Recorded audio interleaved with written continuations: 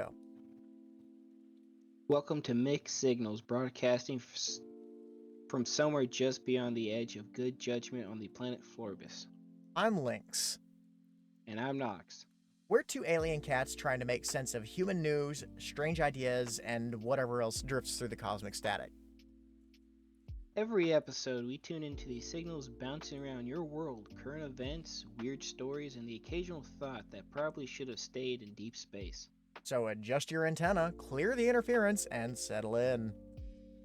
Because if the signal sounds a little mixed, you're probably listening to the right show. Starts recording.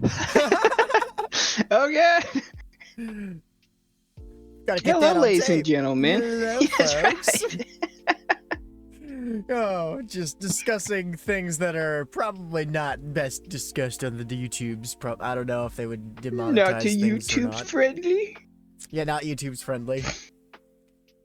That poor YouTube's. I know. We're gonna do stuff behind a Patreon. So if you want to hear more of our unfiltered thoughts, Oh God. that would probably be the best place to go. But we would like to No, focus on primarily that building an would audience. actually be the best. Yeah. We haven't done it yet. We're not announcing any links or anything like that. Wait, my name is Lynx. Oh, we're not okay, Lynx. We're not announcing them. We're going to take them away. This is going to be the Nox show. That's right, just the Nox show. Oh, shite.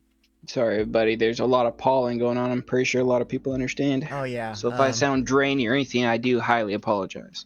That's what happens when you live anywhere near trees.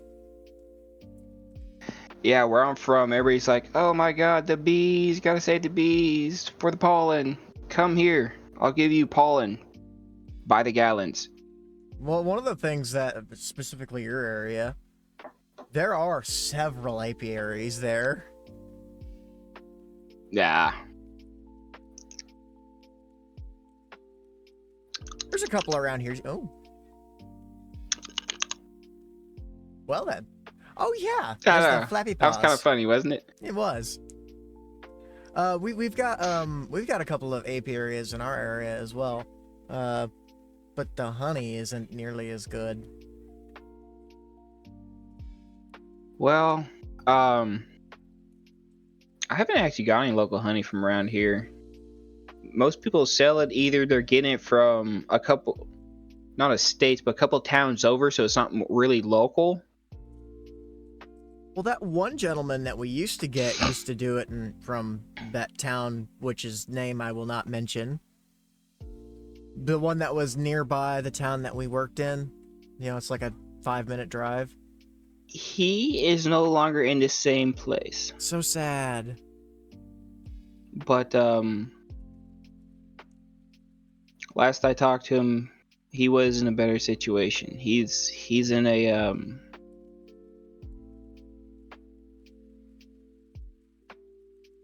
almost like a retirement home. Oh, okay. Which is kind of sad. But yeah.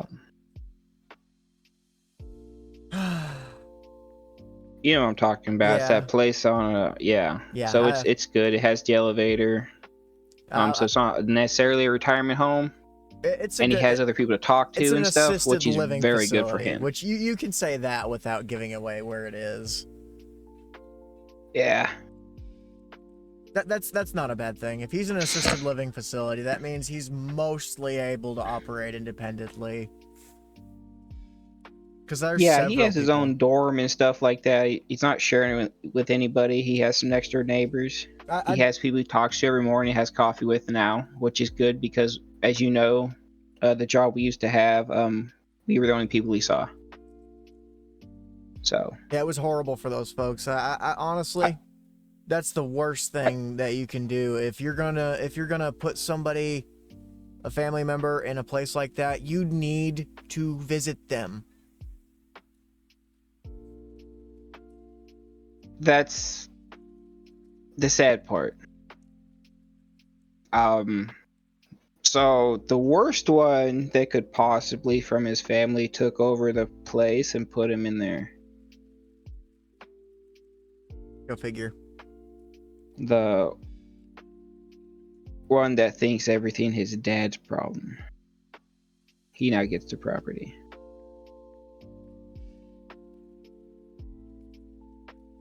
That's depressing. But unfortunately, he was the only family member that still talked to him or visit. Even when he visited, yes, he only wanted money for drugs. And welcome to the real world, I guess. I mean, this is how people act. Yes, they know all about this. They live on Earth. Yeah. We dabble in Earth from time to time. Yeah, most of the time here on Florbus, we just cuddle and play their yard. That's right. And sunbathe in the one of the suns. I don't know where any of them are right now. Oh, you gotta go to the dark side to get to the light side. Oh yeah. Wait, it's what? Messed up around here. Where's our Terminator line? Oh no. Are we one of those silly planets that doesn't have a Terminator line? Are we always like in weird positions of sunlight? Well, I mean, technically, if you want to think about how Florbus science works, we're actually technically in the fourth dimension. Ooh. So nothing really works properly here. But it works exactly how it's intended without working how it's intended. Once again, I think people on Earth understand that. Fair. You know, you go by a toilet and it shoots up at you.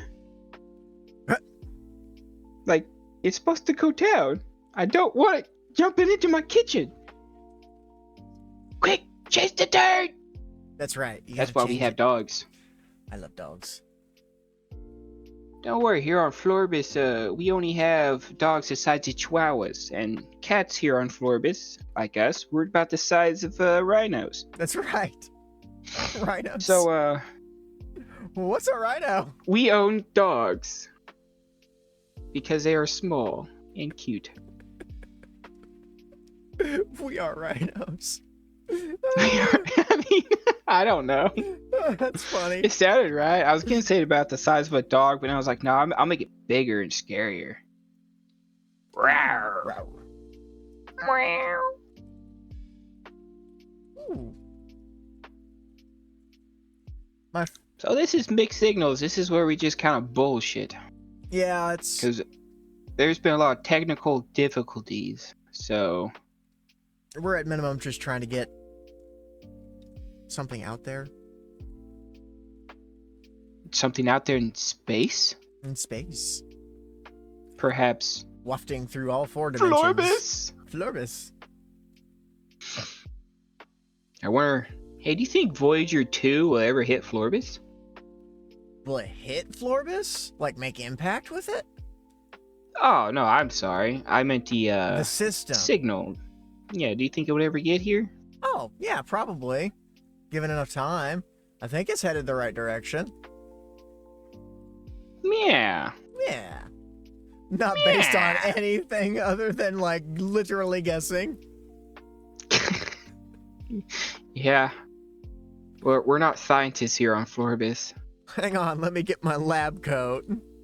Yeah, I would love to do that. If we had a little costume we could switch between and stuff, that would be so awesome. It's so hard to do stuff with these models, though, because they're very rigid. You know these... Or yeah, we're gonna have to redo these eventually. Yeah, they're not. But that's if there's traction. If not, we might have to lose them and get something else, unfortunately. Yeah, I mean, if people don't even like them, that's a good point. I think people like them when they see them. I mean, everybody loves cats. And how they kind of jitter around and stuff with the spinning eyes. I enjoy just looking at them sometimes. Me too. I mean, I find them adorable. Even with the tentacles. Yeah. And then we have all the little swirlies. Yeah. Kind of gives you a little bit of like a weird mystical element to it. Agreed. I like mysticism. Yeah.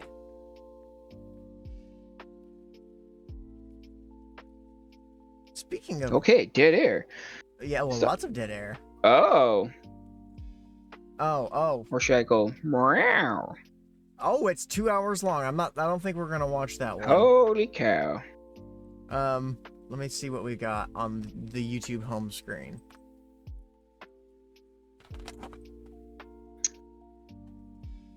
You can tell what you were into. Well, I don't have this showing on the stream, so they Okay, I was can't gonna see say it. bad algorithm. Bad. Wait, there's nothing bad here, is there? Well, what do you consider bad? Oh, this ain't mine. I don't know what that is. It could be good. Who knows? Music, Baby Boom Explosion, Dominion TV. Yeah. That might be it. Culture War stuff. I reckon. I've never watched it. I mean, obviously, there's no red line. Biblically accurate guitar picks. Biblically, like, I have no is a idea. tribal against God or something? Is there something I don't know? Well, the idea is that like biblically accurate angels have thousands of eyes. Yeah, but if you want to go down that path, like, demons are the pretty ones. That's the idea. Evil is attractive. Like, you ever wanted to, instead of saying yes, to be evil to somebody? And then if you ever played a prank or got back at somebody, that feeling, that warm feeling, evil's supposed to be pleasant. That's where we got messed up with the Bible. The vine is scary. Think about it. If you mess up, you burn. That's true. I'm trying to think. Since we're on that particular topic, do we want to react to maybe a video or two or something about that? You ever heard of a guy called Armoured Skeptic? I have not. Love this guy.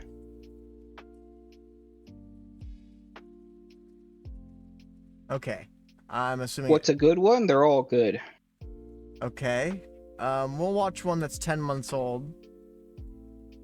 So, you know, let's do episode 1, History's a Lie. Okay, this is the History of a Lie one. What was his first history? Was that the pyramid one? Yeah, let's find kind of something not too long. 37 minutes. That's 6 years ago. That's okay. I'll set up the theater mode and switch over to OBS and get it going. All right. Ooh. Oh no, there's stars. Our window needs to be wait, fixed. no, that works. Okay. 1 second, ladies and gentlemen. Welcome to Mixed Signals. You can hear me sing a little tune as he fixes it. He apologizes, Lynx, he ruins everything. Yeah, every single time. This morning, it was the audio. The audio was not wanting to cooperate. Yeah, I'm sure there's a lot of folks who'd be happy that my audio wasn't working this morning. That's terrible. So here's the video that we pulled up. Is history a lie? What do you think? I mean, you're the one that knows this video, so... I know, okay, History's a Lie is what he does. It's not one thing, it's a series. Now, a lot of people don't know this, even if you read description or if you go into other stuff. He tells you to be very critical about this. And if you actually pay attention to his shirts, you can tell when he's being truthful and when he's lying. Interesting. This History's a Lie was something he was doing for fun, and also if I remember right, is also a social experiment. Interesting. And not everything he says is crackpot either. Like, dude's actually pretty smart in my opinion. I like him. Well, let's hop to it. See what he's got to say. Okay, come on, Greg. You can do this. Turn the volume up a little bit. Oh shit! This is when he had short hair.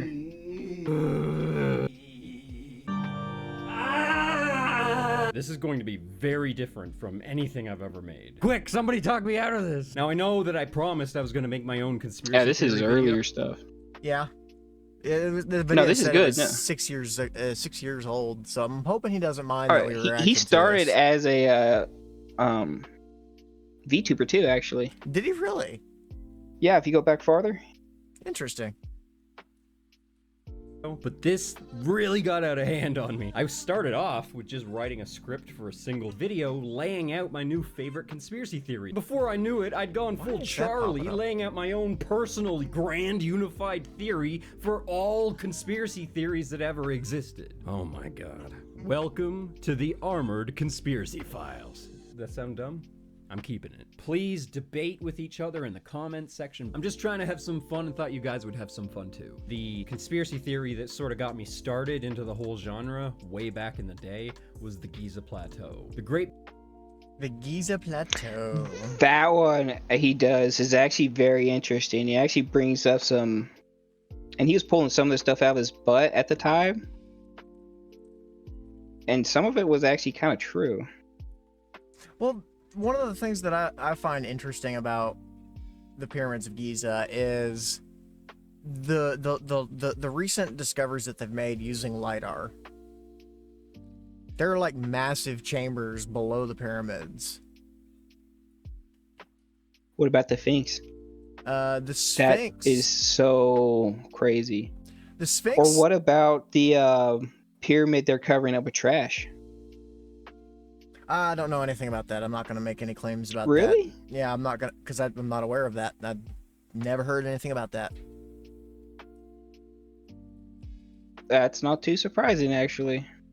They're trying to get rid of it. The only way we actually really know about it, because there was a movie that was shot there, and then you go to the same place, and it's just it's an underground pyramid being buried in with trash, basically being used as landfill. Now I'm kind of on as far as Giza goes. I'm kind of on AJ's side from the Y-Files. He thinks that they were used as like some kind of signal. I still think they're a power plant, and the reason I think that is just there's so many around the world, and then if you actually look at the bottom, how there used to be water in the chambers, well, or some kind of fluid, because there's traces of just because we don't understand everything. And sorry, there's traces of you're good, it's okay. There's trace chemicals of God, what do they call it? I'm not sure what the exact chemicals are. AJ mentions it in his video. But it's there's a chemical reaction that can occur with these two different chemicals, and it causes like an explosion, a combustion. And one of the things about the pyramids is they're lined with quartz on the inside. Quartz is piezoelectric. When you compress it, it generates electricity. That is true. Quartz can also hold data like a hard drive. Yes, there has been a lot of discoveries in material science regarding crystalline storage structures. But yeah, let's get back to this video. This is interesting so far. Pyramid, the Red Pyramid, the Sphinx, and of course dozens of other structures, tunnels, and sites. Based on everything that we know on the historical progression of mankind, there's no way the dynastic Egyptians could have built the Great Pyramid in the time period that history records, with the tools they had at their disposal, with the materials they built it with, in the amount of time. The stones, the layers of the Great Pyramid, three-dimensionally lock into each other, and there are 2.3 million multi-ton limestone blocks. Academia says that it was likely constructed over the course of 25 years. If that's the case, you would have to cut, move, and fit into place one block every 2 minutes. Not to mention how complex the design is. Jeez. You think about that way. Oh my goodness. Oh, what would that be? Every 2 minutes. And think about it, they're saying we cut this. How many people would you need round the clock? And remember, they say we cut this with copper saws and water. Or sand. Was it sand and copper? Sand and copper? That's what they're saying. We cut it, yeah. That doesn't make any sense. The golden ratio, incorporating the math for the dimensions of the Earth. Do you know what the golden ratio is? It's been a minute. It's PHI, I think is what it is. PHI? Yeah, PHI. I'm not sure what the actual right offhand. The golden ratio, PHI, 1.618033399, so on and so forth. That's the length of the tip of your finger to your wrist to the tip of your finger to your elbow, divided. Ah. That's also the same length as your nose to your shoulder, and then your nose to your elbow. Crazy. Yes. It's everything in nature is divisible down to the golden ratio. That's what makes it so I believe that. Kind of like the phenomenal. hexagon, man, is everywhere too. Yes. Including And like the distance structure of the- build. Right? One of the coolest things about nature is how it uses different shapes to achieve different goals. And hexagon really is one of the better shapes, you know, I mean, for building things. Well, it's effective for using And floor strong, space. isn't it? It is strong, not as strong as triangles. Triangles are the strongest yeah. shape in nature. How often do triangles show up, though? Not significantly often. Yeah, I was gonna say, I'm pretty sure it's the hexagon, like meat and everything else, or at least like trees, you know. It's crazy. Yeah, it's largely because everything's And so bees also compressed make their together. hives in hexagons. Yeah, that's true. Well, they make them And round. think about the bees. Bees will make them round, but what happens is they get compressed over time and they become hexagonal shaped. So that's nature actually doing that again. Yep. And then the honey itself will last 10,000 years on the shelf. If I remember right, honey is the longest lasting food source, or preservative, right? We used to mummify humans in honey. Yeah, because honey's an antibiotic. It feeds you. It's sweet. I mean, I think there may honey's amazing. There may actually be And it some lasts tribes forever. that still do that in like the Himalayas and stuff. I think so, actually. Don't cite me on that one. I'm not sure. Yeah, me neither. I'm sorry. We should let him talk a little bit more. I'm getting off track again. Yes. Welcome to Mixed Signals, folks. Yes, where we get all mixed up with our signals. The Earth from the sun. It's in the geographical center of the Earth, pointing due north. The Great Pyramid isn't four-sided, it's eight-sided. There's also the large granite blocks that are integrated to the interior of the pyramid that there's no way the dynastic Egyptians could have worked with. Copper's just going to blunt on granite. I can't believe it's going to cut the stone. We're going to put sand inside the groove, and we're See? going to put the saw on top This of is how they believe. and then let the sand do the cutting. Will we see any progress in our lifetime? Yes, if you came back in an hour's time, you would see about a 4mm cut. Sawing went wonderful once we A switched millimeter over to after an using, hour. water with the sand.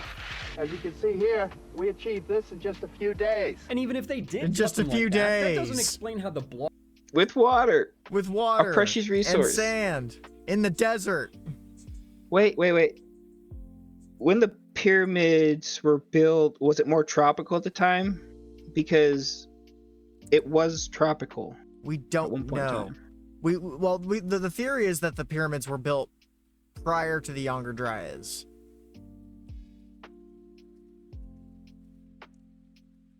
So Right. one would assume potentially. But even so, you still have to move those blocks. You have to cut those blocks. And that took over the course of days? 4 days to get that? Yeah, see, it's not making sense.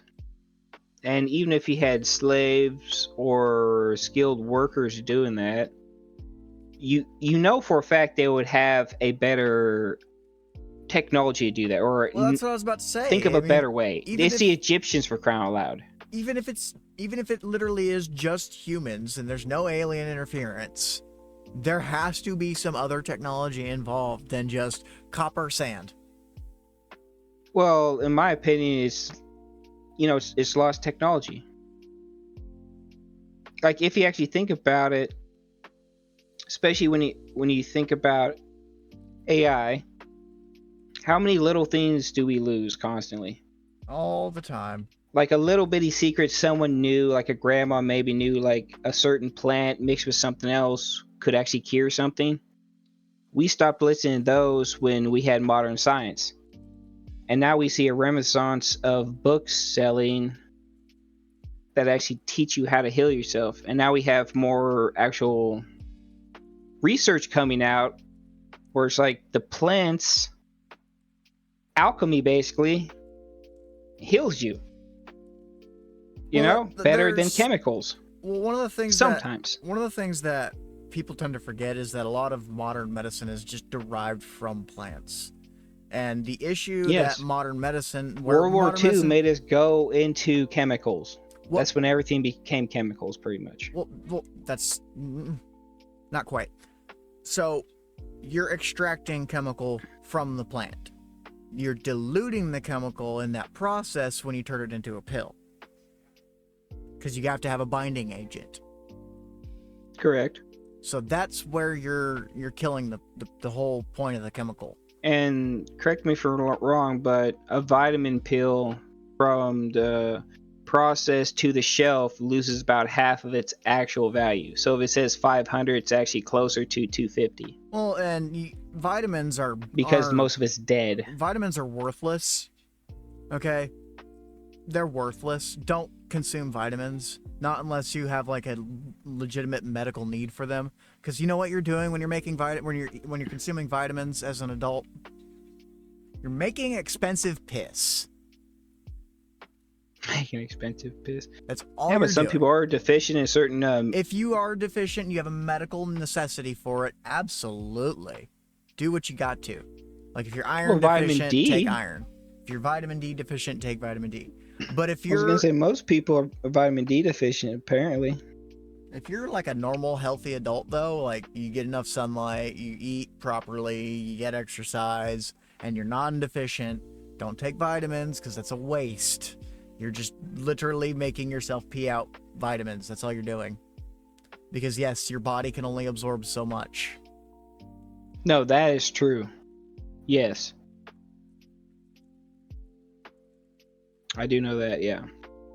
Yeah, you that's how you can drink a whole bunch of vitamin E and then piss water. Yeah. So it's not urine anymore, it's basically water, sorry. Oh, we got to get back to the video. We're only 2 minutes in. We are so off track.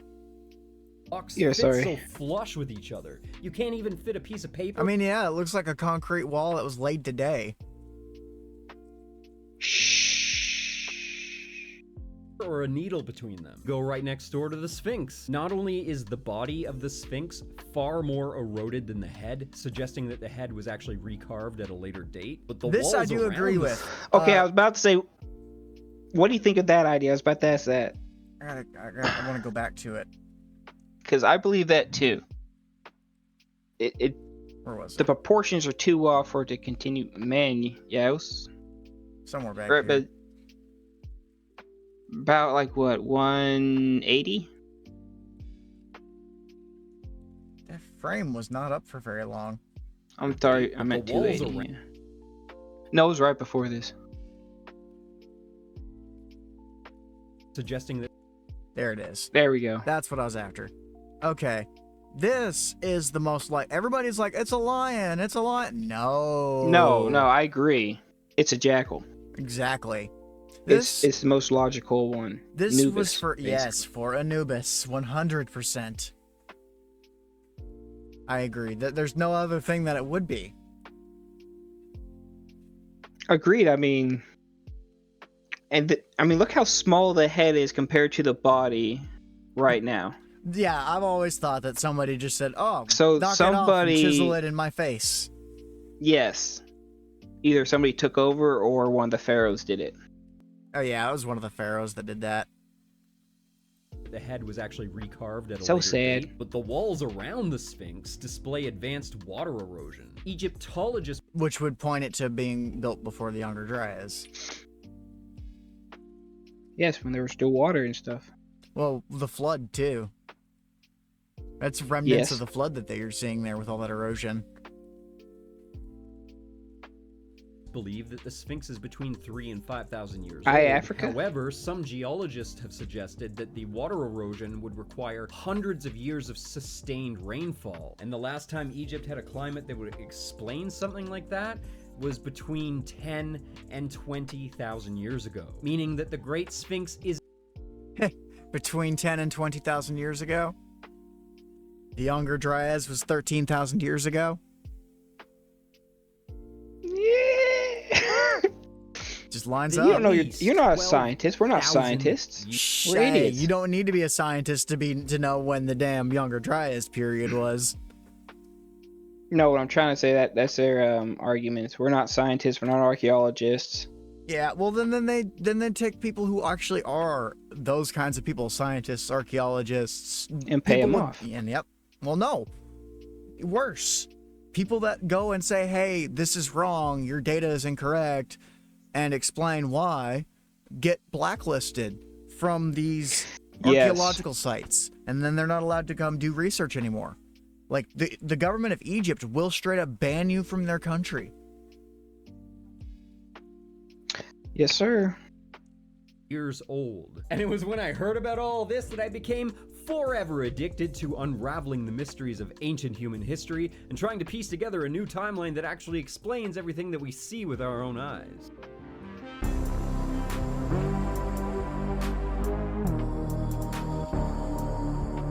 Love that intro music too.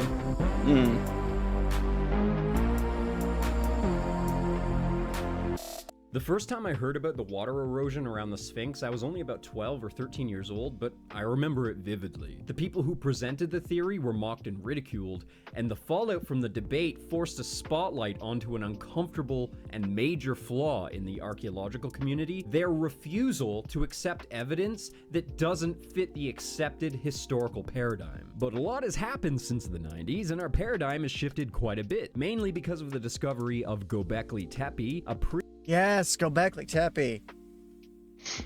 My God.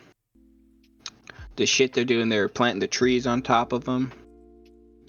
They don't want to excavate anymore because it's for the newer generations to uncover, not us. I still think Göbekli Tepe was A Troy. lot of crap going on there. Troy? Yeah. I thought we found Troy. I don't think we found Troy. Look it up. I'm pretty sure we found Troy already. I'm pretty sure we found Troy. Didn't we?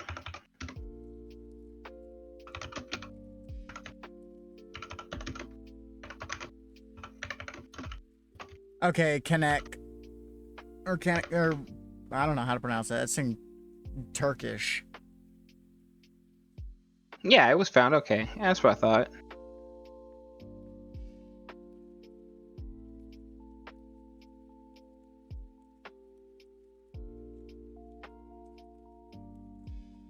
And then where's Göbekli Tepe is the oldest human settlement. Yes.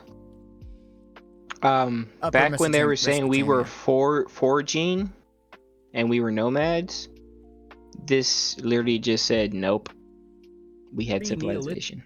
Well, I mean, And this is not the only one, by the way. This is just the only one that's has more ruins outside just the foundations of some houses. You know, my biggest issue with that whole thing is that just because there were big civilizations that people weren't nomadic, I don't think that's correct.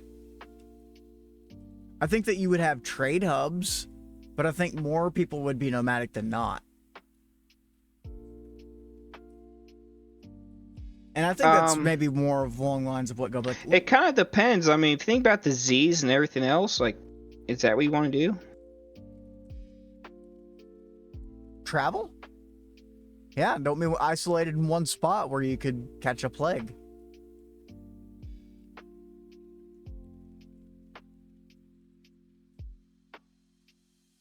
But yeah, I really think that places like this were more designed to be a marketplace.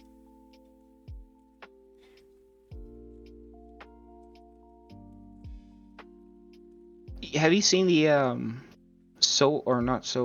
the radar? Like how big this is actually supposed to be? Yeah, I've seen some of the LiDAR stuff. Like this thing is huge. what we've only uncovered is what, 5%? Right. Or That less? still doesn't mean that it wasn't a marketplace. Look at how big malls are. I get what you're saying, but I'm also trying to say what else is out there. That a farmer found this, man. He tripped over one of these. I'm just saying, is there more in other places? Oh, Or are there's there definitely smaller ones in more. other places? Not to mention how much we dug up. Would you stop building a multi-million-dollar complex just because you found, I don't know, a golden temple or something? You would steal the gold and just build over it, not tell anybody. Sometimes. How many of those has happened too?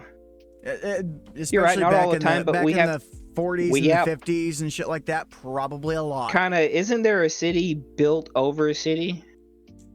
London. Yeah, in like World War II, they mowed down the city, And then right? Paris. And then they had to build over it. London's built on top of London. Paris is built on top of Paris. Yeah. It's just, how much have we lost, you know? It's crazy to think. And how long we've been here is also, it's just insane to think about, I mean, I just think that in my opinion. my main argument on this whole thing was that I don't think that nomadic and builders are exclusive.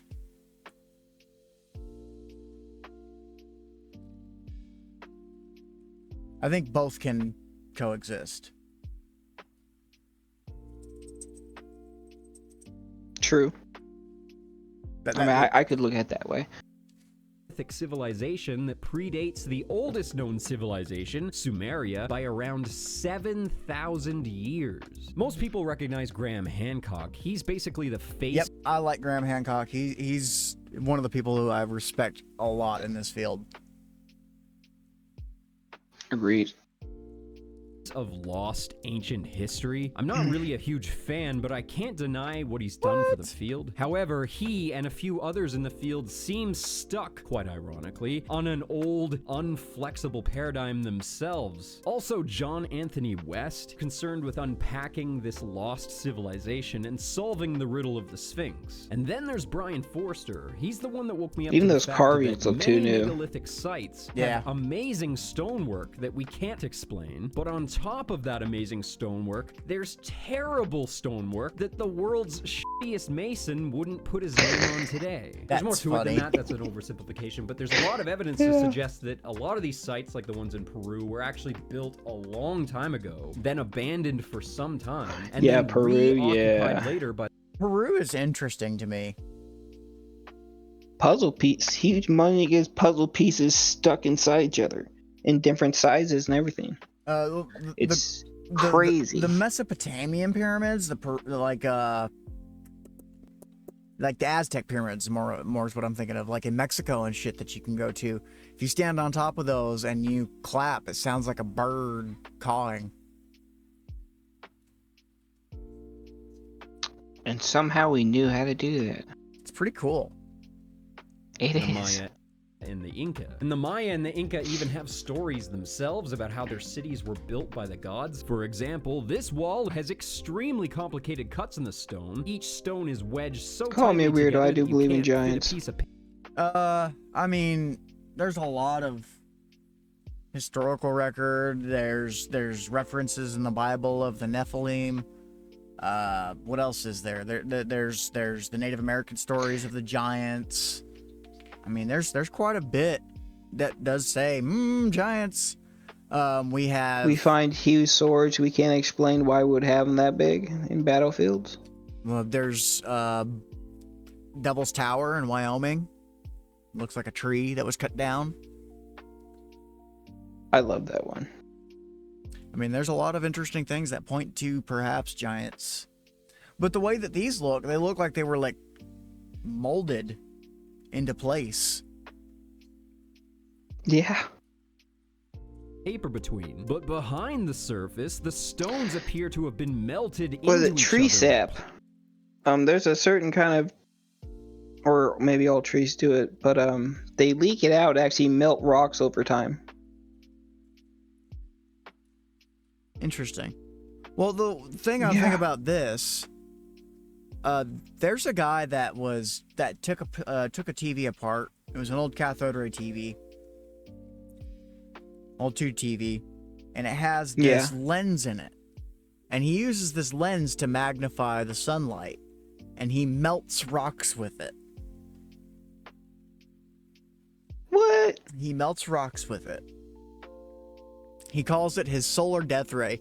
He puts all kinds of shit under it. He'll like throw hot dogs under there to fry them. He melted a bunch of like aluminum and shit under it. But you can melt rocks with it. I wonder. I think we were smart enough to do that because the Egypts, they used mirrors and stuff. It means they understood how light worked. And we know we can levitate objects using sound. The monks.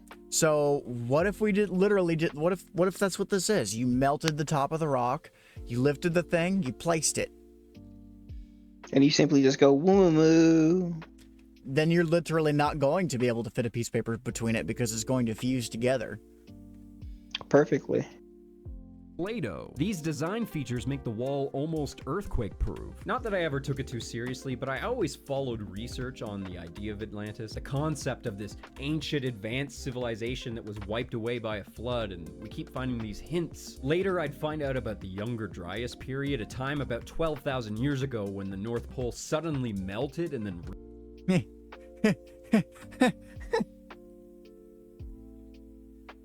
I'm sorry, that just makes me laugh. Refroze, and at the same time there's a noticeable rise and lowering of sea level, and the extinction of a good deal of megafauna in North America. That is, I didn't take this too seriously until just recently there was discovered a comet impact crater in southern Greenland from 12,000 years ago. When that baby hit, it would have vaporized a good deal of the ice cap that would have rained down on the Earth for months, and because of its close proximity to the Arctic Ocean, that impact would have caused a massive tsunami that would have wiped across a good deal of the northern hemisphere. Together, those two effects would have made There's actually some proof to that huge tsunami.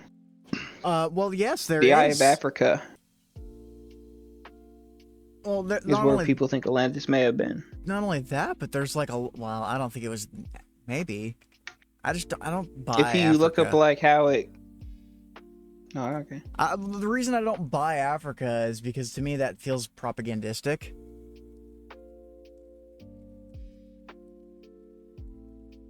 In what way?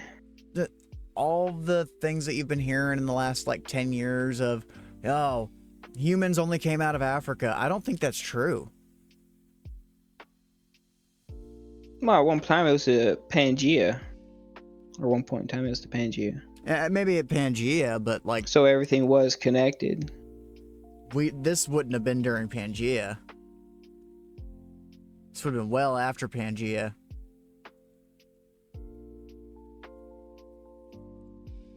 Global flood. This helped to explain some of the impressive... What are some other places they could have came out? If I remember right, here in America, actually, we found... where is that? Texas, Arizona, somewhere... Oh, you're we talking found about the similar Grand Canyon? walls like the Peru. No, we find someone on their land found similar walls like what we just saw over there in Peru, and archaeologists won't come out and look at it. So they're slowly digging up themselves. Interesting. You can actually find videos on it. It's interesting, is it not? In Texas or Arizona? Something like that. I forget. I'm sorry. When I'm not in something, my brain seems to delete files. It's all right. The Galt site. Is that it? Galt site. No, that seems too touristy. I'll find it and we make a video on it. How about that? Yeah, we'll make a video on it, and we'll probably do that the day after tomorrow, since tomorrow we've got plans for our other channel. Yeah. carvings that we found at Göbekli Tepe, Yeah. which seems to depict the story of a great comet. Comets have always been considered bad omens throughout history, and perhaps that's because collectively we have a historical memory of this major impact event. Yeah, So, something come from the sky and smashing everything. God, what have we done? I am so sorry. Sacrifice thee. Every time you think about the end of the It's world, the Rick and Morty episode. well, every time They you think, sacrifice somebody or they stab somebody, and everything happened at the same time. So now they think, oh, sacrifices make stuff good. This is what they want. They want sacrifices. well, every time you think about the end of the world, what's one of the first things that comes into your mind? Some giant asteroids smashing into the Earth, killing everything.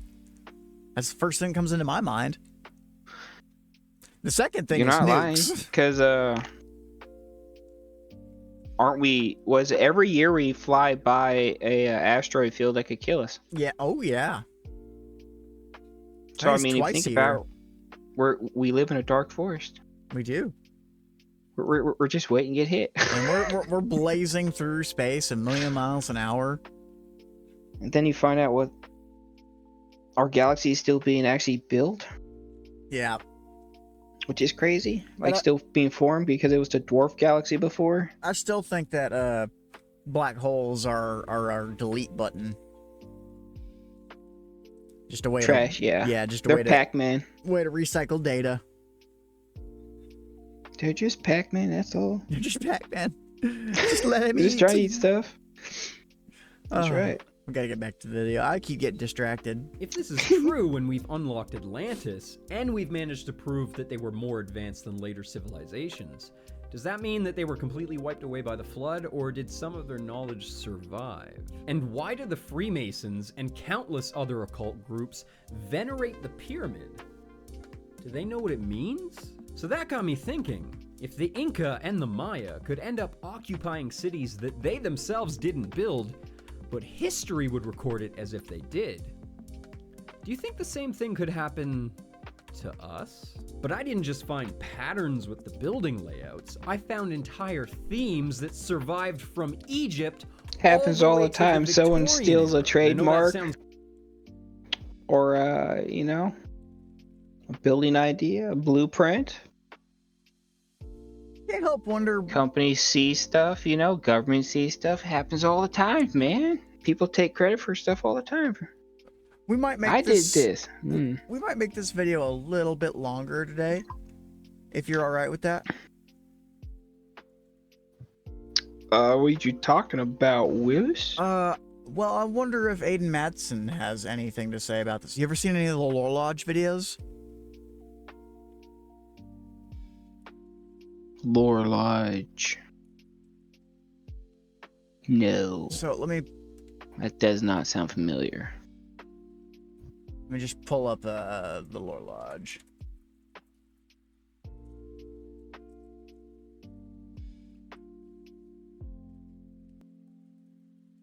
He does a lot of debunking content. He got into Is he like a cryptid or something? Well, Hunter? he got into it to prove that David Paulides, the author of the Missing 411 series, he got into this to prove that David Paulides was correct and wound up doing the opposite.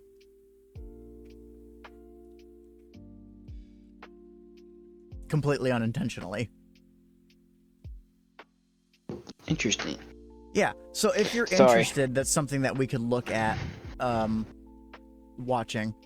Maybe not as a part of this video, as a standalone video, maybe of its own. Okay. sounds crazy, but a lot of the major I think we need to architectural actually styles maybe go back to, or maybe do that format we thought about, so it's easier for us to come with ideas. What do you mean? Something similar like what Theory Thursday Oh, yeah, redo our formats. and stuff like that. Well, Yeah. that gives us something to do every day. That's true. We do need to go back to doing that. It was just we were trying to figure out one video per week. Man, everything's been hectic on both sides. Yeah, well, yeah. I mean, I just quit my job. Welcome to Mixed Signals, everybody. Yeah. We're all fucked. Yeah. I mean, I just quit my job. But we so love now you anyway. I'm gonna be trying to focus more on this. Yeah, I lost my job, so. Well, Garlic, when one company buys out a company and then, you know. I say I quit my job. My husband got a better job than his job that he had, so he's going to that. I didn't need to work as it was, and he isn't going to be able to take me to and from work there while he's working in his new place, so yeah, that's it. I'm done. So, now we're like a lot of other people. How do we make currency online, but without just releasing nothing but glop? We don't want to beg people for money either, because that just feels gross. Oh, you don't want to be a bum? No, I don't want to be the for the Noxy. I don't want to be I don't want to be DSP 2.0. I'm not gonna jerk off on camera and gamble all your money. Well, I would build a community, make it self-sustainable. Never say never. $20 is $20. I mean, if they want to watch my 2D avatar here, your my little only Nazi cats? here, jerk my little gherkin, I mean, they can't afford it. Yeah, only cat. That's horrible. Existed between I actually those thought two about eras that. are actually tied. Thought about an only cats? Not an only cats, but check it out, okay? You make a YouTube channel, right? And you're goofy and shit, right? I'm listening. And then you make an OnlyFans, that's your Patreon, and you make sure people go there to pay you. So when the algorithm hits, and all the pictures you just send is just the same stuff you would send on like Discord or something? Yeah, just basically memes and shit. That's funny. So basically using that as your Patreon. Oh, I don't know how. Just to show how retarded it is. Pissed. Well, that's the thing. You would find the people. Have you ever heard of the guy that made $1 million for potato salad? I did not. He was high. He went on Kick. Right? He's like, you know what? I need some money for potato salad. He ended up raising like almost $1 million, if I remember right. And then also on Kickstarter, because people were high, and this is how people are, they sent a taco to space. They sent a Kickstarter. They sent a taco to space through Kickstarter. Yes. Look it up. I'm not making that crap up, man. Potato Salad by Zach Brown. Let me see. $55,000. Okay, that's still a lot of money for potato salad. And potato salad. Taco to space. Kickstarter. I don't see anything about that one. Oh, maybe that one was just a Josh. I'll look into that one actually farther because I just couldn't believe that when I heard it either. NASA buys Taco Bell tortillas for crazy. a space mission. Okay, I guess that kind of counts. I guess it might have just gone telephone. No. They sent a taco or burrito into space, and they had a Kickstarter for it. That's silly. Now, they take tacos did they actually to space. make the actual funding? I don't know. But they take astronauts will take Taco Bell with them. I can have a chalupa up there? You can bring fresh food for the first day of the flight. Oh, first day, yeah. Yeah. But after that, you got to eat more controlled substances. Yeah, but think about it. You get a single taco, 2 napkins, some of the best sauce, so mild and verte. You roll it up. You send it out in space. An alien picks it up. It's like, oh my god. Yo quiero Taco Bell. Yo quiero Taco Bell. That's right. Man, you know what my thing would be if I were quesadillas in space. I love meat quesadilla. Yes. Oh, and I replaced the creamy jalapeno with the chipotle sauce, so it's a little bit more spicy. Oh man, I love spicy. Throw some jalapenos in there. It's good. I missed a volcanic burrito. I never had the volcanic burrito. I've made the. Oh, that thing was fucking good. The one that we made that I didn't like was the grilled cheese burrito. I thought that thing was nasty. I don't think I ever had that. Well, I probably not. I'm not a big chicken fan. I either go with grilled cheese. Well, the grilled the cheese questionable was, ground beef or steak, which is also questionable. the grilled cheese burrito was ground beef. The problem with it was that you would take brown parchment paper, set it down on the grill, you would take some of your 3 cheese, you would put it on that brown parchment paper, and then you would set your burrito on that brown parchment paper and cheese, and then you would wrap the burrito and then close it so the entire burrito is covered in cheese. You make it crispy.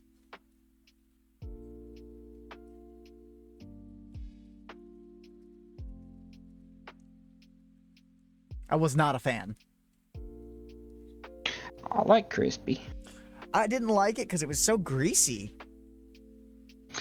Well, it's chicken. It was not chicken. Okay, Oh, it wasn't chicken? No, it's beef. Grilled cheese burrito is beef. The problem with it was the cheese on the outside was too greasy because it was the 3 cheese. Oh.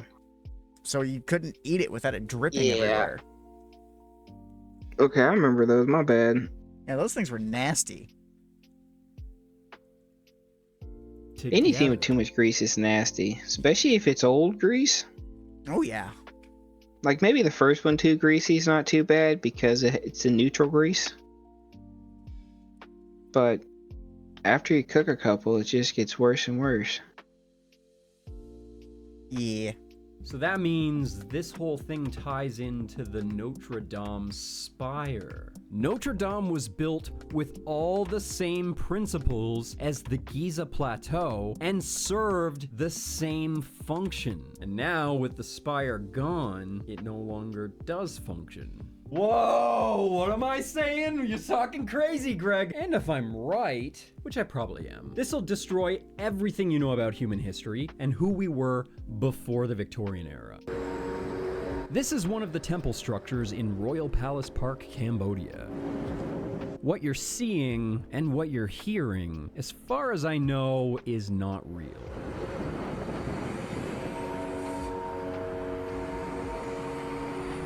All the sources of this video lead to a single Flat Earth YouTube account, and the owner of that account told me that he doesn't remember where he got it. But let's look at this as a proof of concept. In theory, what the creator wants to convey is that atmospheric energy is being collected by a fractal antenna on the roof of the building, and that the reaction is causing an audible resonance. Those balls of light that are floating around are supposed to be plasma. This, theoretically, is a free energy device that's been integrated into an old building. And this seems kind of silly, but there's people out there who believe that this kind of technology not only existed back then, but has existed all throughout human history. And One thing I will say, free energy... You go far enough. Free energy doesn't exist. There is a limitation to energy.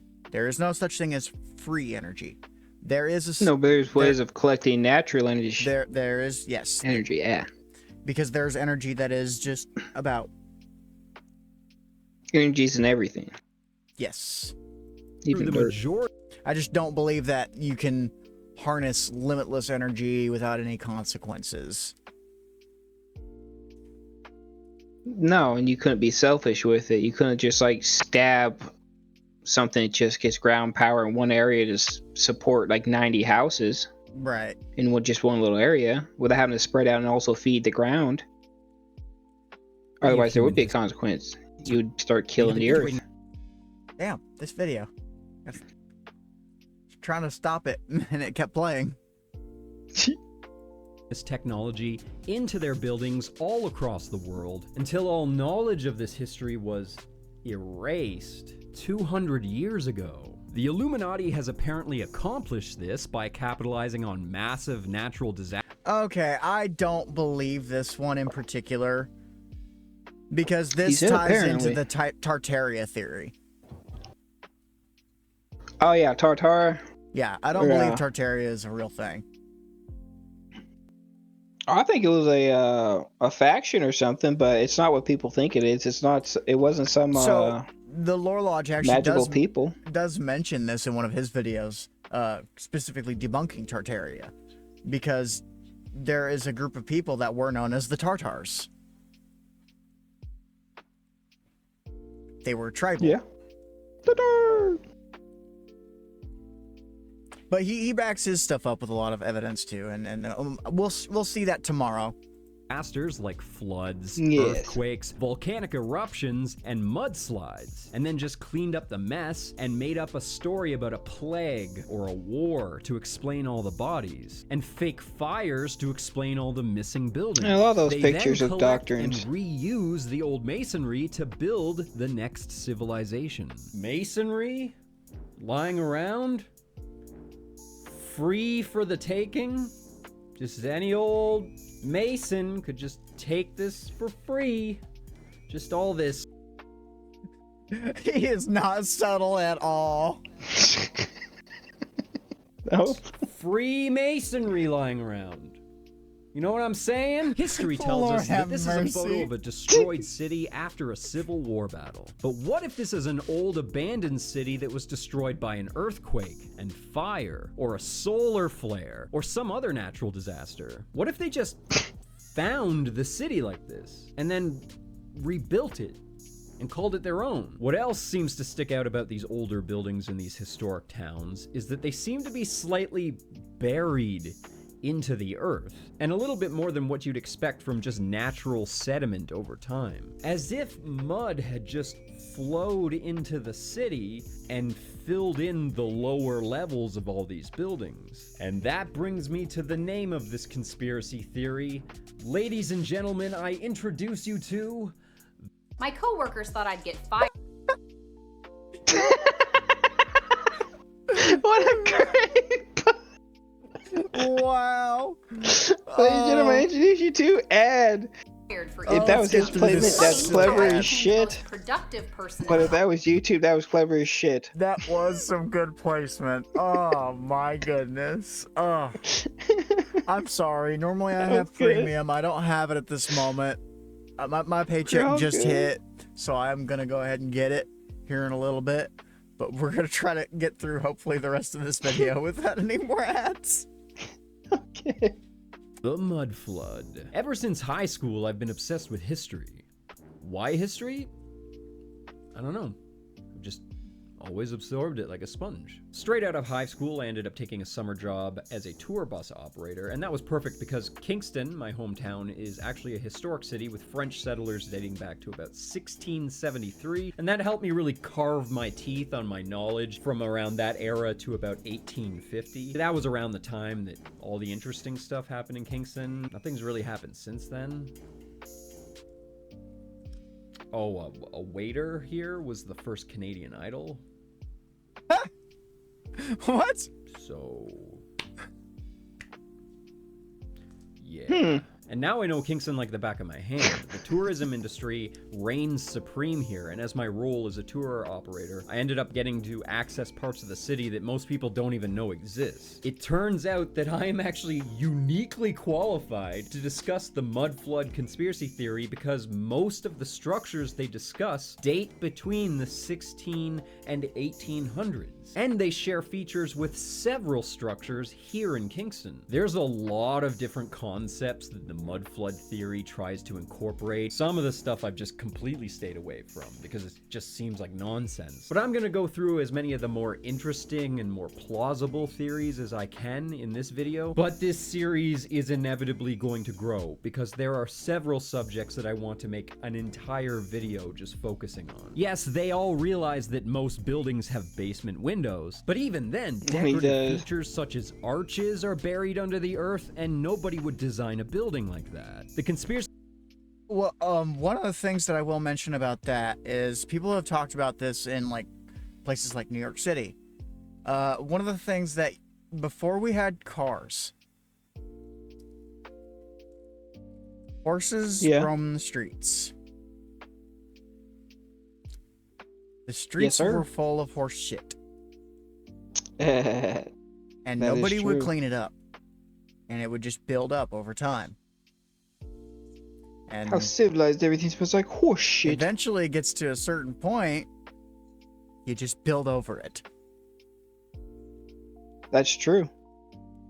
The theory community uses the term mud flood, but that could mean several things. Landslides, mud volcanoes, yes, that's a thing, and a powerful enough earthquake can shake the soil to the point where it liquefies. I suppose we have to consider the possibility that that's sediment that's been built up over time, but cities get buried under the earth all the time. Now, nobody in the mud flood community can seem to agree on whether or not there were several mud floods or just one, and if they all happened at the same time around the world, but the mud flooders present some pretty compelling evidence that almost every single one of these cities has been buried under at least one story of mud, and that there is no record of this happening. And this is all around the world. Russia, France, England, Japan, China, Singapore, Australia, Turkey, India, South America, Mexico, United States, Canada. It's common knowledge that Rome was buried under feet of earth. Egypt was buried, of course. Using this logic, I went around my hometown to see if I noticed the same thing. And you know what?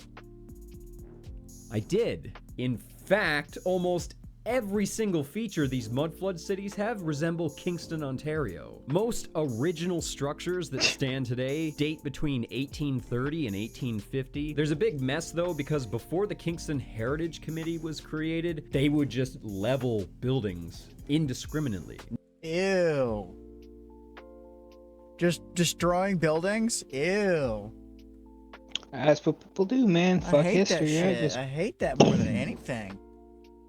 Ditto. Now you have to do... That's all war does. Yeah, that's true. Destroys anything. Archaeological dig every single time you want to build something downtown, and every single time they end up finding foundations for older structures. One thing mud flooders will do is they'll start throwing photos at you of just random people excavating mud. Some of them, completely out of context, makes it seem like maybe they're just digging out a buried city. But others, you can't really deny that that's what they're doing. Here's an anomaly for you in Omaha. This is St. Mary Magdalene Church. The city apparently decided to... So, he just brought up Omaha. I'm actually intimately familiar with Omaha, Nebraska. Uniquely qualified. I'm very familiar with Omaha, Nebraska. I have spent a lot of time there. Were you there. a tour bus driver too? No. I lived in the area. I used to live in Plainsview in Norfolk, which is about an hour from Omaha. Regrade the streets and level out all of the steep hills. And? So people started digging... Omaha is... The same? Is there like stuff underground like that? Omaha's built weird. I guess I never really paid too much attention to architecture around here. Out the church, and after they finished excavating it, they discovered that 2 stories of the structure were submerged under the earth. Do you see where these faux pillars flare out at the bottom? This is an indication of where the ground level should be. And you see this side? All these beautiful arched windows? Okay, well, this one's actually an easy debunk. An article in the Omaha World Herald says that during the street grading, they hired a contractor to build the bottom story and the foundation area. However, I will admit that it's very strange that they would build a brick foundation for such a tall, heavy structure that's obviously built on soil instead of bedrock, but I'm no building expert. And some of these depictions show grand structures that either seem to be in the middle of nowhere or have no landscaping around them at all. Then there's these photos of cities like the Vatican, where the entire city is completely completely empty. Yeah, maybe they evacuated the city just to get these pristine shots. If they went through all the trouble to evacuate the entire city, you think that they could have asked this guy to get out of the shot? Maybe it's a little bit awkward that he's just standing there. Oh, Good point. Oh yeah, you got these vagrants hanging out by the statue over here. Hey guys, get the out of the shot. You're ruining it. It almost looks like they're taking a photo of the Vatican to show off what it looks like right before they fill it with the next civilization. I want you to ask yourself a question. If there's no people in the city, then who took the photo?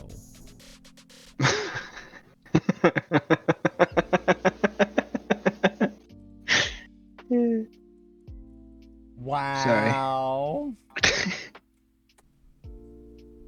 These should be bustling cities. How do you build up these giant cities if there's no people in them? I mean, this seemed to have been a global event, right? Surely there'd be some sort of record of this happening. But instead, there are stories like this. The downtown of the city of Chattanooga is a floodplain and apparently used to flood regularly in the 19th century. This apparently is not so much of an issue anymore, mainly because the street level of the entire downtown was raised. The problem with this is that nobody knows when this street raising was done, where it was done, or how. I don't know exactly when this happened because there are, to my knowledge, no firm records that would objectively show, hey, here's what we did and when we did it. But most people have said this was done sometime in the late 1880s.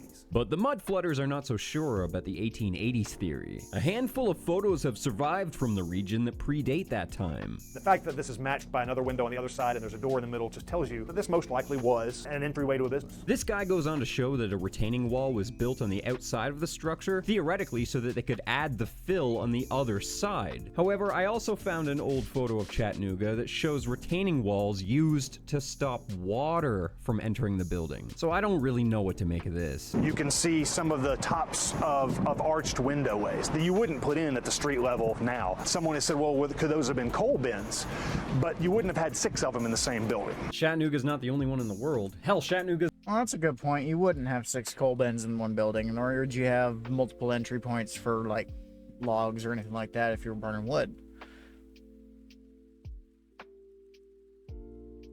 Yes.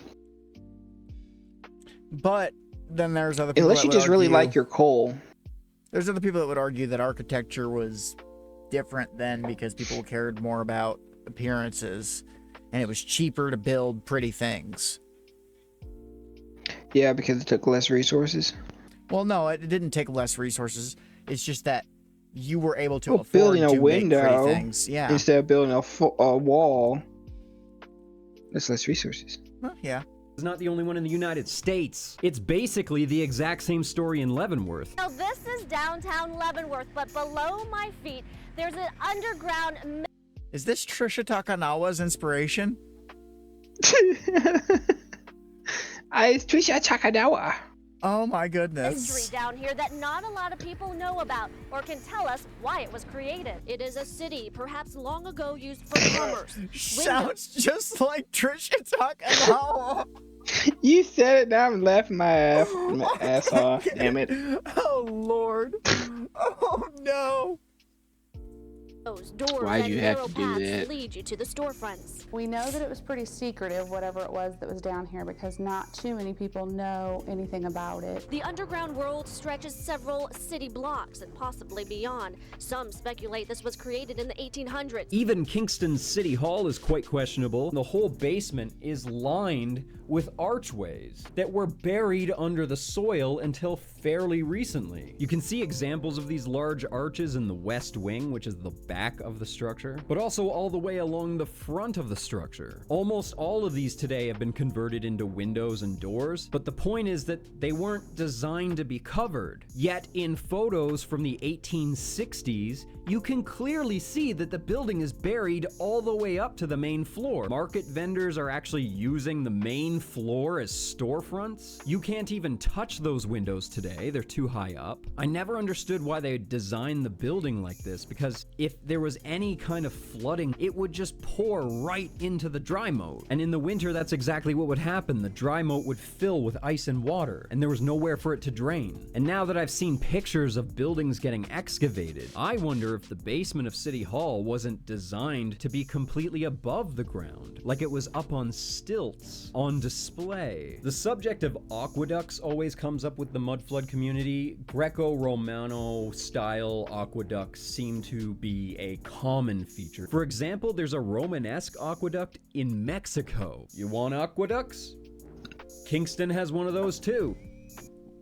Maybe. Well, technically it's in Napanee, which is actually 30 minutes outside of Kingston. A small section of this bridge is made of stone, and though there has clearly been some restoration work done to it, especially around the base, which has more concrete, there doesn't seem to be any kind of record of any kind of stone bridge being built here, and there seems to be no record of this restoration. I know this is just probably a bridge. Another thing synonymous with the mud flood is star forts. There are some pretty intricate designs, and though many still stand today, there are some drawings of older ones that will really blow your mind. Some are really small, like the ones in Kingston. We have a few like Fort Frederick, Fort Henry, that's a bit more of a sizable star fort there, and there's a little bit left of the original French fort, Fort Frontenac. But at one time, the entire city of Kingston was walled off. The oldest depiction of City Hall that I can find, supposedly dating to 1850, shows a wall that we now call the Market Battery. And a small portion of this wall has been excavated, but you'll notice that the wall is actually sunken down, and you have to climb down into a hole to access it. But like I said, all of Kingston was walled off at one point, so that Market Battery would have been attached to the rest of the wall, right? Well, what did that Market Battery look like? Oh, that looks like a freaking star fort. Have you ever seen the Statue of Liberty? Don't let that cute toga and the shiny flame distract you, because Lady Liberty is holding a secret that's completely out in the open. Just look down, lower. No, lower. Oh my goodness. Oh, no foot stuff. Lower. Yes, the Statue of Liberty is standing on top of a star fort. So there's a theory that some of the really big buildings were constructed by giants. But if they were built by giants, it would explain why they have such high vaulted ceilings and such enormous, gigantic doorways. You know what? Let's save this one for another video. The art of map making is very serious. There are liberties taken. Yes, sometimes islands are misshapen, but map makers were meticulous. They wanted to be as accurate as humanly possible. But then you find stuff like this. What is this? I've asked. What is that? That is my dream right there. That was my dream. Let California be its own damn country. California. Bye, California. Super bad to the homeless. Get that shit out of here. Sorry. Hey, what did your teacher tell you about why California used to be depicted as an island? And they all replied, what? The world used to know California as an island. Again, map makers wouldn't just screw around. People needed these maps to navigate. So why is California an island? Your map maker is smoking way too much opium. I was told that cartographers were mistaken by the peninsula off of Mexico, and they just assumed it went on forever. But that doesn't explain these 4 islands that just happen to perfectly correlate with the largest mountains in that region. Oh, and this is my favorite part. Where's San Francisco? The city by the bay. Oh, it's by the bay, but it's by the wrong bay. It's supposed to be at another bay. So how supposed to be at another bay? This guy, he's a hoot. Told you. Thought you would like him. This is probably an unfortunate screenshot right here. Whatever it was that filled in the strait with Earth, did it cover up the old San Francisco? And since people just remembered the name San Francisco, they're like, yeah, we'll just call one of the new reset cities San Francisco, the city by the bay. And this got me wondering if this had to do with the Streets with No Name song. Oh, Streets with No Name. That's not the song. But I highly encourage you to go through some of these maps because you're gonna find a lot of stuff that surprises you, like entire islands that are just not there anymore, like Friesland. There's Greenland, Iceland, and Friesland. Except Friesland doesn't exist anymore. Is that a secret Illuminati island? I don't know, but I'm going. One of the things that I will say is that the government, NASA specifically, I shouldn't say the government, I should say NASA, on Google Earth, they do blur out a lot of islands. Yes. I'm going to say yes. Subscribe to my channel. Not that I would ever agree with such a gross oversimplification, but the main group that the mudflood community seems to attribute these structures to is an old empire. The largest empire to ever touch the face of Is he gonna say Tartaria? the earth. And you Probably. don't even know it exists. Okay, I want you guys to sit down for this part because this is true. Tartaria, also known as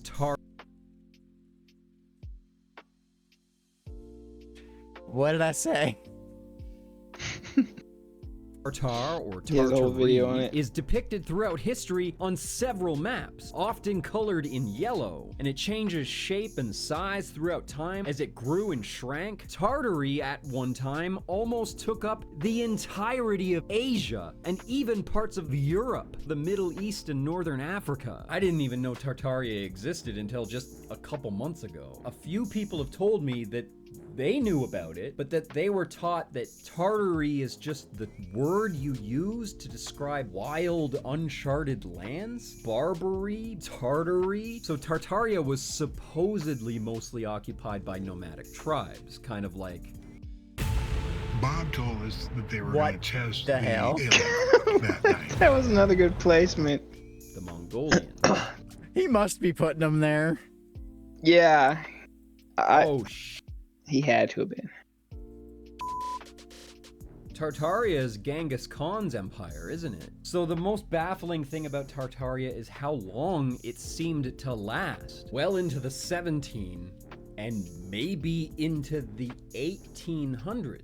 So the problem with the theory of Tartary just being wild lands is that Tartary has their own flags, their own symbols, their own culture, and there's recorded lineages for their emperors. For uncharted wildlands, they seem pretty well charted. They've marked down cities and towns and provinces, mountain ranges and rivers and lakes and forests. If Tartaria was this big, then they must have had a lot of cultural influence throughout the entire world. And this is why the mudflood community believes that every city around the world has the same neoclassical architecture. And Tartary wasn't the only world power, and it's hard to tell just how integrated they really were. See, this is what I'm talking about. There's just too much information for me to go through all in one video. I can't even seem to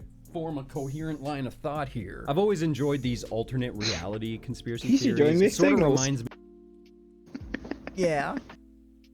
Well, I mean, it is.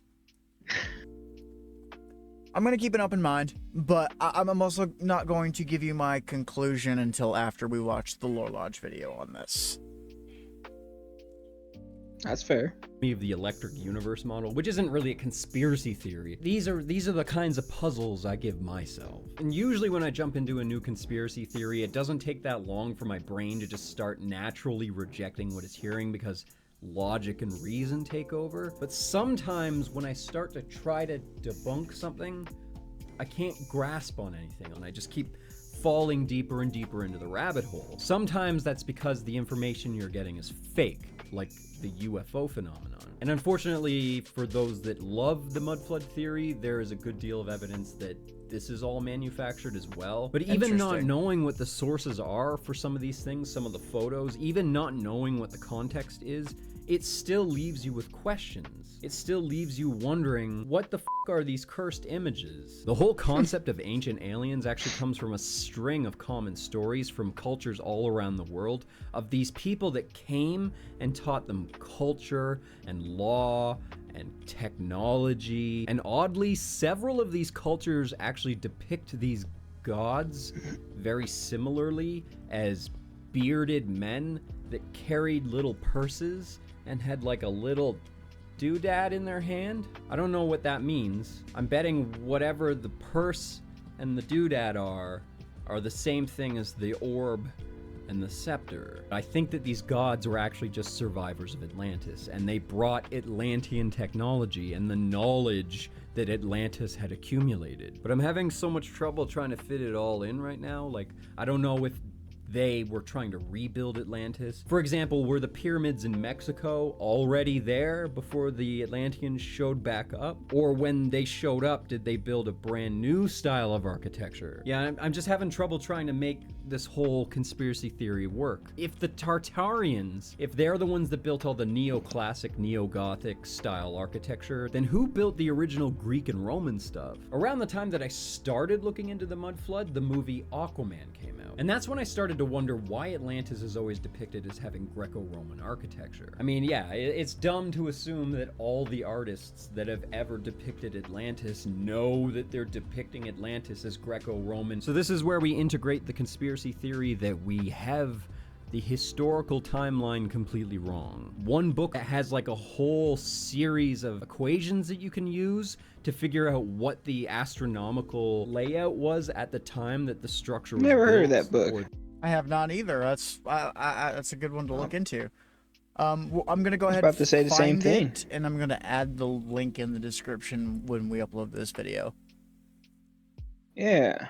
That the event so happens so that you can tell what time period that it was. Whoops. That was accidental.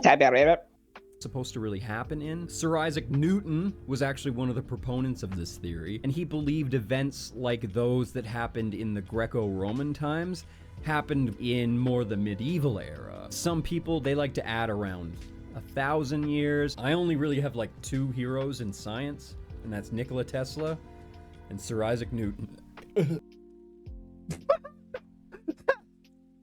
I'm so sorry.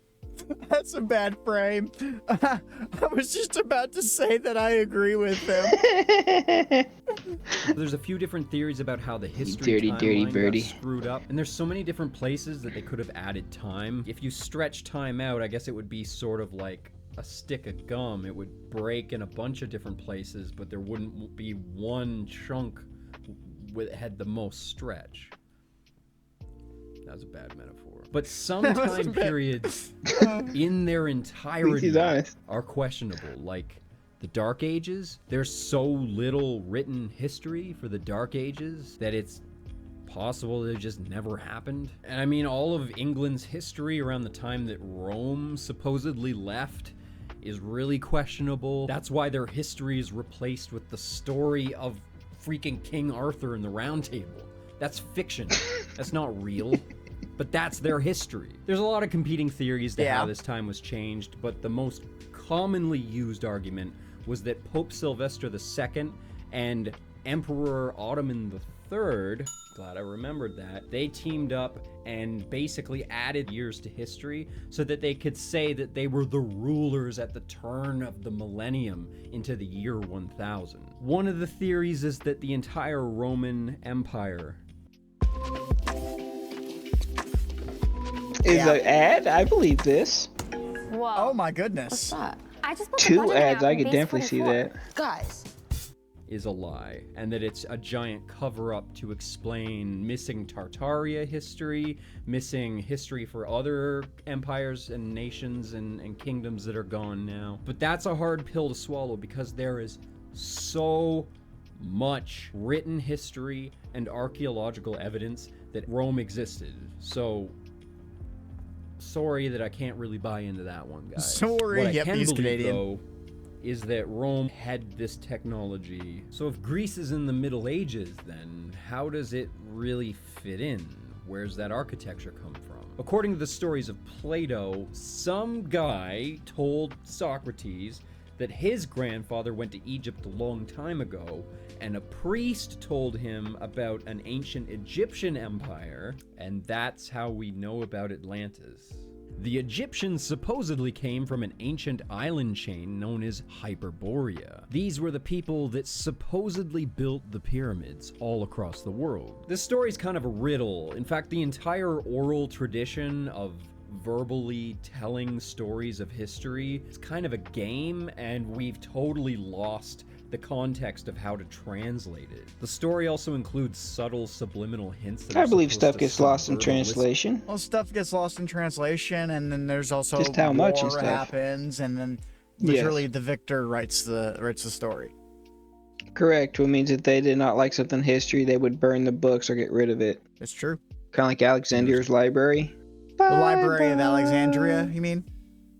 Yeah. Yeah, that one's supposed to Makes be you wanna like cry. this massive collection of human knowledge that's just gone. I don't think it's gone. I think the Vatican has it. I think it burned. Conspiracy.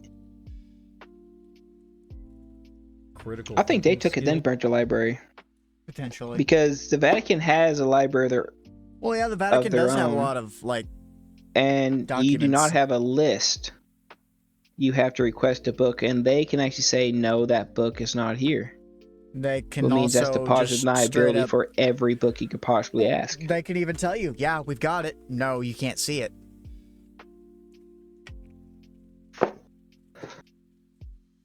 True. But at the same time, it's better just not to say exists sometimes. Sometimes. Unless you want more confusion to happen. And then For you admit example, something's there. Right.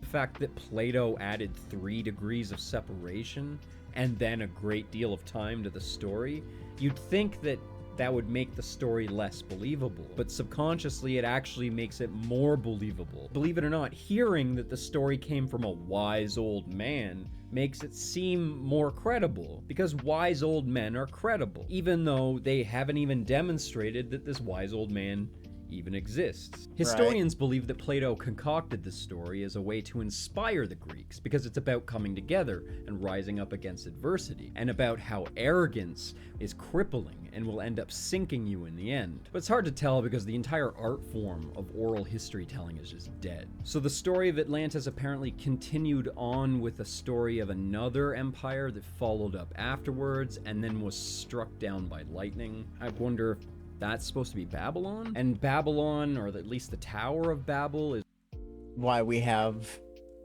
different languages. God punishing us for trying to reach the heavens. That also makes the most sense when our skin tones change as well. Our pigments. Yeah. If we're going with that. Because you could change not only their language, but their whole appearance. You literally wouldn't know who you're looking at anymore. That's true. Even if they were your brother.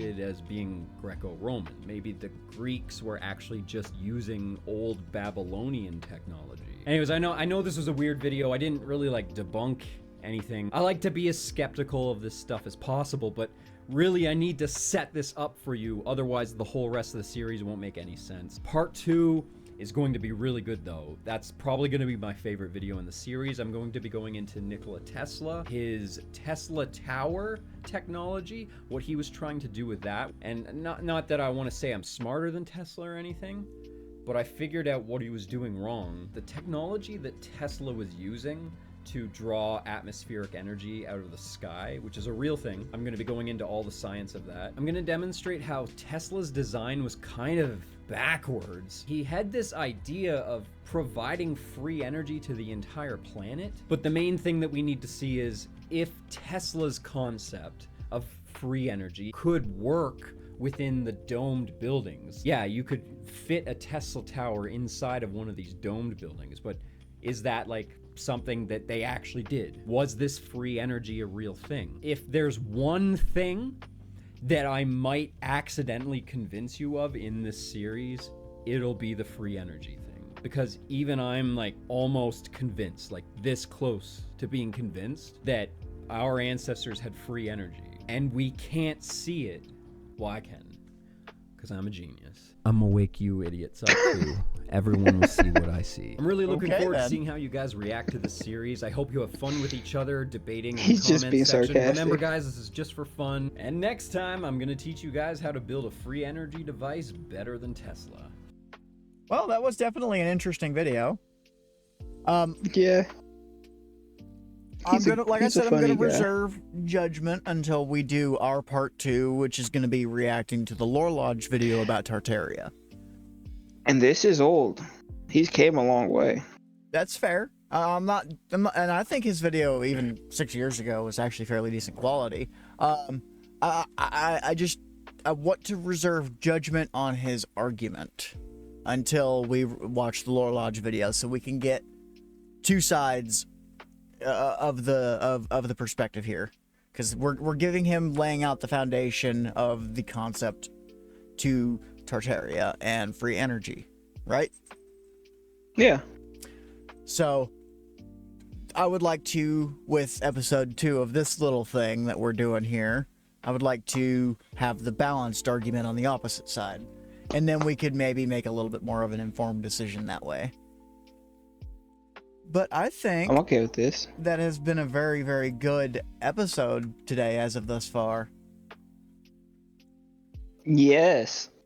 Well, thank you folks for stopping Sorry on being so in. quiet, trying to let everybody watch as well. Yeah, well, it was only about, what, a half hour worth of silence? I mean, an hour and 35 minutes of recording. Yeah, well, I mean, that wasn't a whole hour of quietness either. No, we were pretty jibber jabbery. But yes, thanks folks for stopping on in, and make sure you give Armored Skeptic a like and a subscribe, and give me a like and subscribe. Give us a like and subscribe.